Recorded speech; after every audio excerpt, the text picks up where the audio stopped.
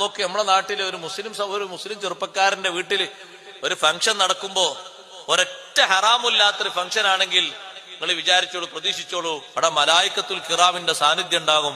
എല്ലാ സംഗതികളും മഖ്ബൂലായിരിക്കും. 10 ലക്ഷം ആളുകളൊന്നും വേണ്ട, 1000 ആളുകൾക്ക് ഭക്ഷണം കൊടുത്ത് സൽക്കരിച്ചിട്ടുണ്ടെങ്കിൽ ആ 1000 ആൾക്കും ഭക്ഷണം കൊടുത്തതിന്റെ കൂലി അല്ലാഹു തആല തരും. ഒരൊറ്റ ഹറാം കല്യാണവുമായിട്ടോ സൽക്കാരവുമായോ ബന്ധപ്പെട്ടവിടെ നടന്നോ 10,000 പേർക്ക് നിങ്ങൾ ഭക്ഷണം കൊടുത്താലും, അതിൽ സാദാത്തുക്കൾ വന്ന് ഭക്ഷണം കഴിച്ചാലും, ഉലമാ വന്ന് ഭക്ഷണം കഴിച്ചാലും ഒരൊറ്റ ധാന്യത്തിന്റെ കൂലി പോലും അള്ളാഹു നിങ്ങൾക്ക് തരില്ല.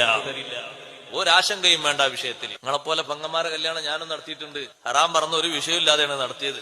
300 ആളുകളെ ഭക്ഷണം കൊടുത്ത് ആണിനും പെണ്ണിനൊക്കെ വേറെ ആയിട്ട് ഭക്ഷണം കൊടുത്ത് ഒരൊറ്റ ഹറാമിന്റെ ഒരു പരിപ്പ് പോലും ഇല്ല.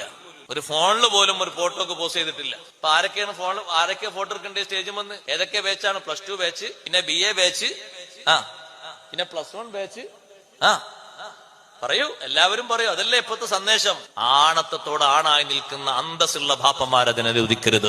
ഈമാനിന്റെ ചെറിയ തരി നിങ്ങളെ കൽബിൽ അല്ലാഹു ബാക്കി തന്നിട്ടുണ്ടോ?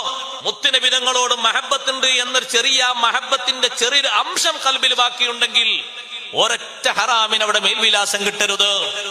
അത് അവന്റെ പൈസ കൊണ്ടാണെങ്കിലും ശരി, കൂട്ടുകാരെ പണം കൊണ്ടാണെങ്കിലും ശരി, സമ്മതിക്കാൻ പാടില്ല അവിടെ.